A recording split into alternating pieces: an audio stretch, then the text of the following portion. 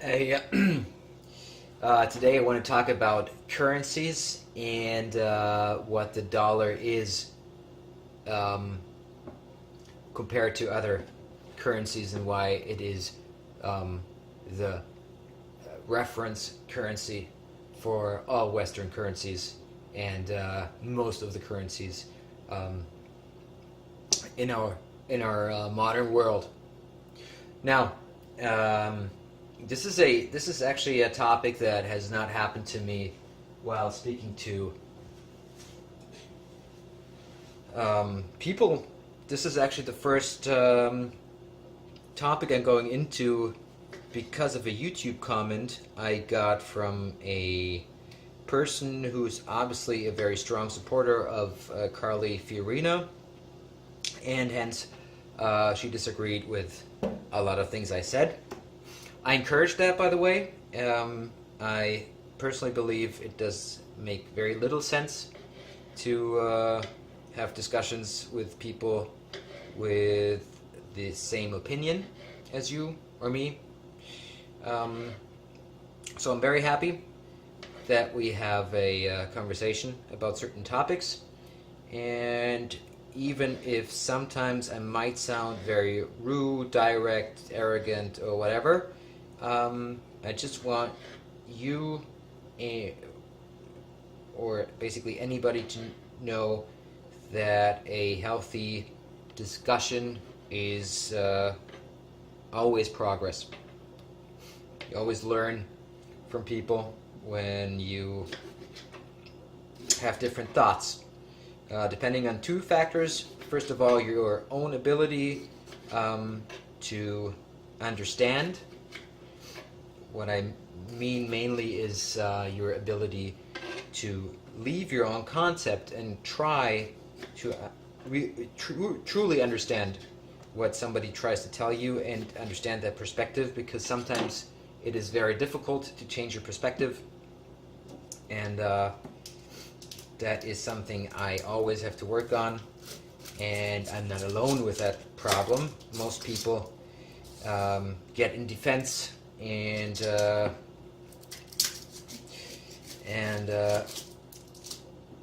limit their own ability to access certain information accurately.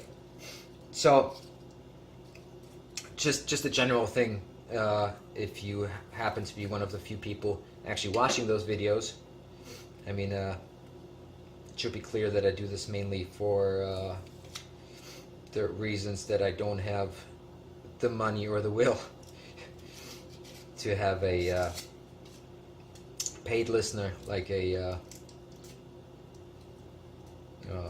what is that called? Therapist. Now, anyway, to get to the subject, kind of lost my track here. So, the U.S. dollar is the currency that the barrel of oil is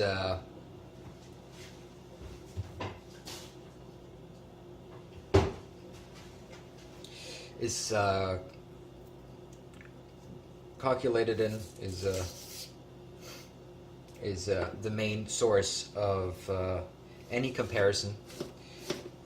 If you look at a lot of currencies, let's say the euro, then you tend to consider the value of the euro in comparison to the dollar, which naturally doesn't make any sense if you're within the European Union, because then it's way more important what do I earn and what can I buy with that money, and only secondary comes, is it cheap for me to buy American products, or cheap for me to go to America, or is it expensive for me? And that's what a lot of people don't even understand. I mean, I know most of you do, but I'm just still going to try to explain it. So if I have 2,000 X currency, and my rent is 1,200 currency, and then I need to eat with like another 500 X currency, then I'm poor. if I earn 2,000 X currency and to own a house is 10,000 X currency, then I'm rich or wealthy, or I mean, yeah, you know what I mean. Then I'm well off. So only when it comes to globalism is it interesting what other currencies are worth. That is, by the way, the reason why at the moment we have so many problems in Europe with Greece, because the Greek economy is not strong enough compared to the huge economies of France and Germany. Frankly, almost Germany. I mean, the whole euro is the problem at the moment. And because they use the same currency to buy their products, so what they earn is not enough to buy foreign products. Like just to make a simple example, let's say they sell olive oil and Germans sell pretzels, then they cannot afford the pretzels, and but it's very easy for Germans to afford the olive oil. However, if you have your own currency, like it used to be, then the currency, the Drachmen compared to the old German currency, the D-mark, would have been way lower, which means that the olive oil would have been way cheaper in the German market in D-mark after the exchange, and therefore every German would buy, or every German, but a lot of people would buy olive oil from Greece. Since that can't happen anymore because we all use the same currency, we have the problem that in order for Greece to earn, they have to compete with olive oil from Italy, from I don't know, even from production out of the European Union, Israel or whatever, and that naturally leads to the problem that they cannot compete on that level because they cannot devalue their own currency in order to strengthen their economy again. Because the idea is naturally that then a lot of money in their own currency comes in, the economy grows stronger and so on until they can level it out again and be able to buy the German pretzels again. So the dollar, and actually all currencies, used to have a certain regulation, and most currencies were based on a standard of substantial matter, gold, for example, or in basically all cases I know. And so the currency was backed by actual gold, and it was a problem when one economy was stronger than the other one. Let's say there's Great Britain and then there's Germany, and more of actually gold ownership goes to Germany than gold ownership goes to the United Kingdom. And that's going to be a problem, and then at a certain time you cannot back up your currency. You don't have enough currency in the system, and you can't just reprint it because a certain banknote has a certain value in gold. That's why they call it pound, by the way, in Britain, for example. And even though I think that is for silver, doesn't matter. Now, what used to be the case is that a certain currency had a certain exchange rate. For example, 4 D-marks used to be $1. That was just written down. There was no Wall Street that played around with that kind of stuff. That was just the way it is. And after World War II, something a little surprise happened, that the two defeated countries, Japan and Germany, had an enormously enormously growth in their economies. I mean, which is not so hard to establish. I mean, most cities were bombed, the infrastructure was bombed. Um, the economy depends on a factor of growing, and it is very easy to grow your economy when there's nothing there. And then it levels out at a certain point. I mean, it's just happening to China, which is going to be a problem in a couple of years. That's why they're trying to overtake the economic power. So what happened was that the United States or the people bought a lot of Toyotas. They bought a lot of BMWs, and since Ford was I'm just going to take examples now. It doesn't actually matter. Since Ford was very expensive to pay for it in D-marks, because like let's say a car was $5,000, that would have been 20,000 marks, which is a lot of money, especially when we're talking about the 70s or 80s. So something happened that we call the Nixon shock. It was decided. Oh no, wait, I'm missing something very, very important. There was also the what's it called? Bretton Woods. The Bretton Woods Declaration is where they decided that every currency, that's how they exchanged currencies in between, is going to be backed by the dollar, and the dollar is backed by gold. In I think it was the 70s, Charles de Gaulle, the French Prime Minister, was a little bit skeptical, and he wanted to see his gold in Fort Knox. So he came over, and like with a delegation, and he was the last one ever to be allowed as a foreigner into Fort Knox to check that. I mean, there were a lot of inquiries where small delegations can see like something a little bit, but not all of it, and I mean, basically not being able to verify that actual gold exists. And to have that problem that I described before, that value of gold would go out and without being backed, there was a rule that is still intact today, by the way, that all the dollars that are outside of the country or outside of the areas where it's used as a regular currency go back to the United States, and you get a little zip that tells you, well, thank you very much, this is the amount of gold you own, so I owe you, basically.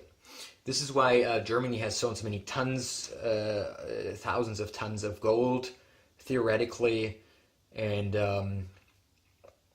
by I mean, this is, I don't know how to say this without getting into trouble, but if you look at what the United States owes other countries, you will find out that it's just not possible. There hasn't been gold mined in those quantities, so not even all of the gold of this world could back the enormous amounts that will be necessary to back that. So then that is basically why there is no. I mean, it's fiat money. There's nothing that actually would back the dollar anymore. It's just printed and printed because there's trust in it. And then Nixon came and had the first Nixon shock, and he decided, well, we've got a lot of debts with former countries, especially the ones that actually we conquered, and we should get profit from it. And the also understandable pressure from the American economy, and there were a lot of things done on the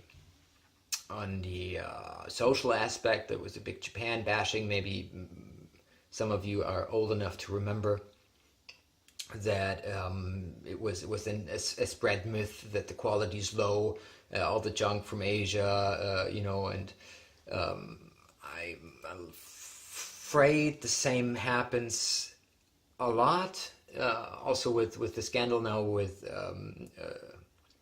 Volkswagen, it's it's certainly not, not a lie or anything, but it's naturally, I mean, it's used. I mean, you can be sure that companies like Chevy, Ford, and so on were not quite unhappy about those news and tried to make this a bigger deal than it probably is. Although I'm not an expert in that, so I just want to leave that out.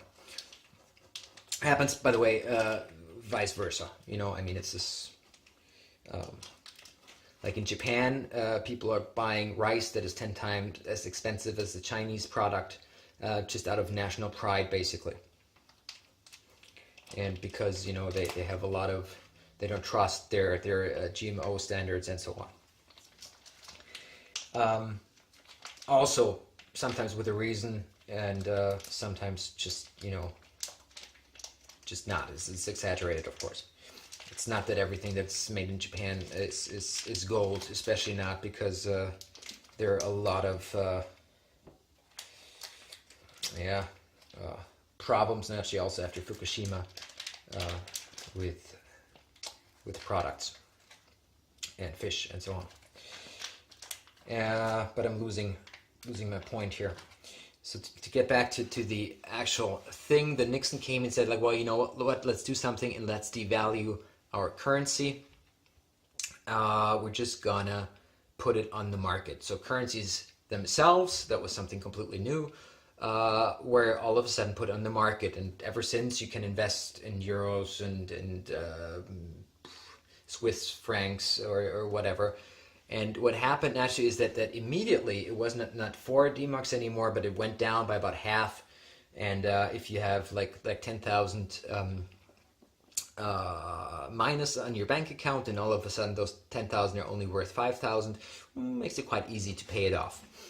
So on the other hand, the affected economy suffered a lot naturally. I mean, and it was leveled out then again. And left Japan with a very, very interesting, staggering rate of a. I mean, they have more than 200% of their GOP GDP is actually their debt, so that they're never able to get that system running again. But for some reason, it just doesn't break down. I mean, there was the bubble economy, or a bubble broke down. It was a real estate bubble in Japan. In that case, was a big crisis. But for some reason, just like our when there was a crisis 2008. I mean, 1 to 2 years of suffering, and then everybody's a little bit worse off. But no, basically, I mean, it just goes on without learning anything, obviously.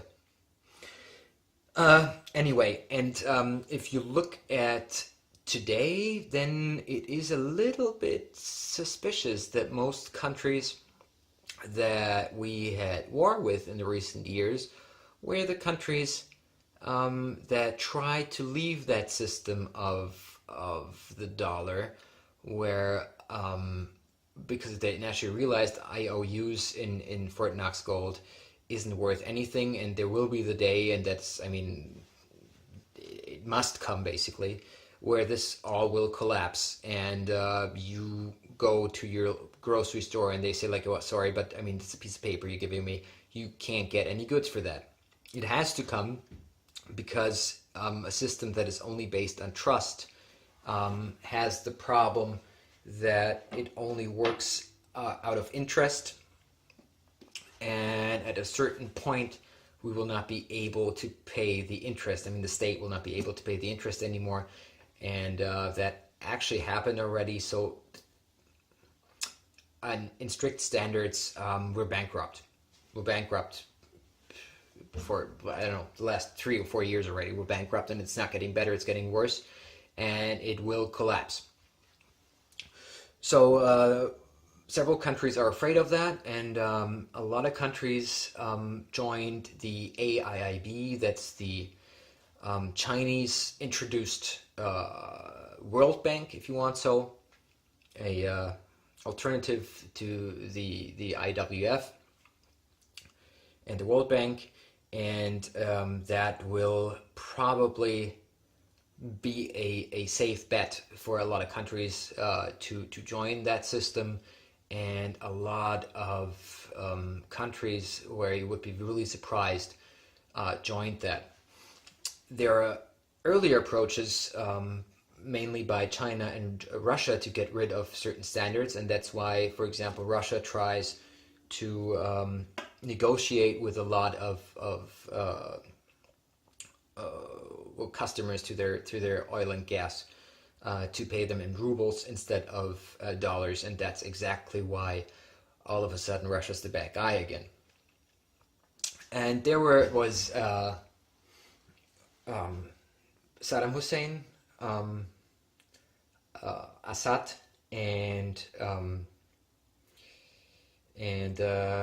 what was his name? Gaddafi,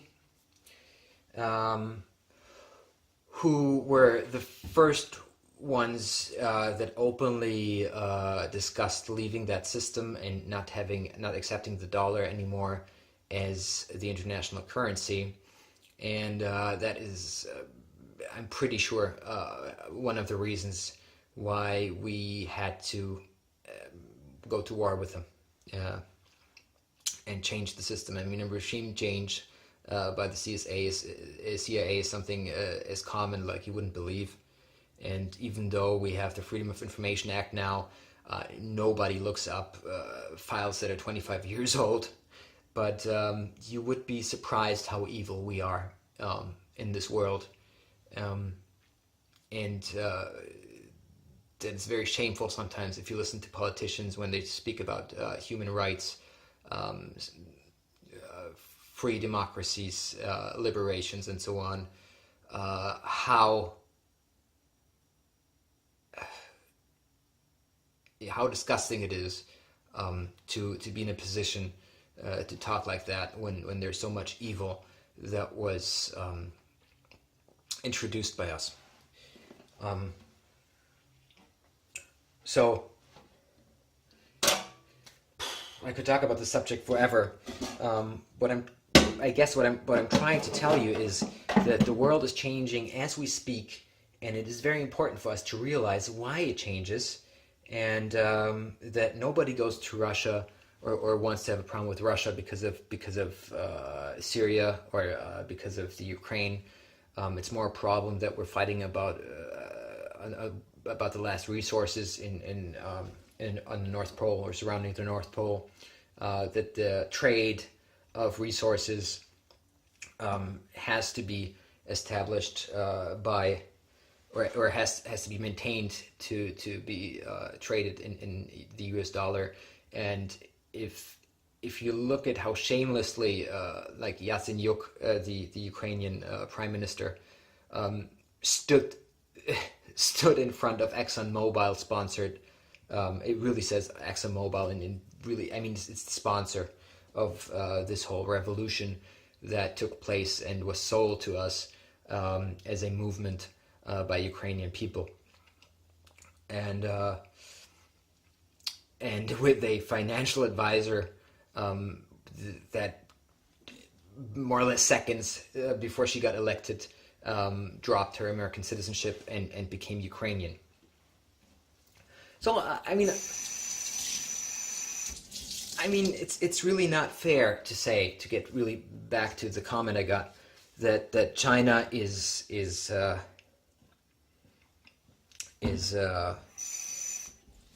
manipulating its currency, because yes, it is. And if you think about how much dollars they still have, because they I mean, and that's actually the point, they do not put it or transact it back to the United States, so they have a lot of dollars. And if they put them on the market, like imagine there would be like billions of dollars all of a sudden on the market, then our economies, every economy that is linked to the dollar would suffer greatly. And they simply don't do that, not because they're holy or because they're such good friends or whatever, they naturally do that because we are very important for their economy for different reasons. I mean, all products we buy are basically made in China, and they now have the problem that they can't grow that fast anymore.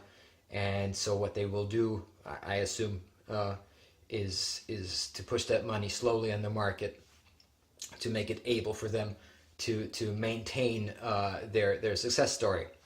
They're also lending a lot of money to third world countries. They're basically buying Africa at the moment, and it is true that China is a threat in an economical sense, and it's very understandable that there are forces in our world that try to prevent that.